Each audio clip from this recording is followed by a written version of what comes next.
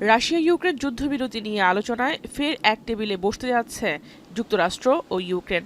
তবে এবার হোয়াইট হাউসে নয়, বৈঠক হচ্ছে সৌদি আরবে। সেই উদ্দেশ্যে সোমবার সৌদি আরবের জেদ্দায় পৌঁছান মার্কিন পররাষ্ট্রমন্ত্রী মার্কো রুবিও। সঙ্গে ছিলেন মার্কিন জাতীয় নিরাপত্তা বিষয়ক উপদেষ্টা মাইক ওয়ালস। বিমানবন্দরে তাদের অভ্যর্থনা জানান সৌদি আরবের শীর্ষ পর্যায়ের একদল প্রতিনিধি। একই দিন সেখানে পৌঁছান ইউক্রেনীয় প্রেসিডেন্ট ভলোদিমির জেলেনস্কি।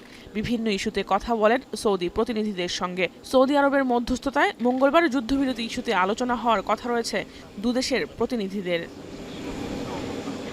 মূল বৈঠকের আগে সৌদি যুবরাজ মোহাম্মদ বিন সালমানের সঙ্গে আলাদা আলাদা বৈঠক করেন মার্কিন পররাষ্ট্রমন্ত্রী ও ইউক্রেনের প্রেসিডেন্ট। সালমানের সঙ্গে বৈঠকের সময় মার্কো রুবিও আঞ্চলিক ও আন্তর্জাতিক বিভিন্ন ইস্যুতে কথা বলেন। এদিকে রাজকীয় আয়োজনের মধ্য দিয়ে সৌদি যুবরাজের সঙ্গে সাক্ষাৎ করেন ইউক্রেনের প্রেসিডেন্ট। তার দেশের সংকট সমাধানে মধ্যস্থতা করায় সালমানকে ধন্যবাদ জানান তিনি। সে সময় দ্বিপক্ষীয় বিভিন্ন এজেন্ডা নিয়ে কথা বলেন তারা।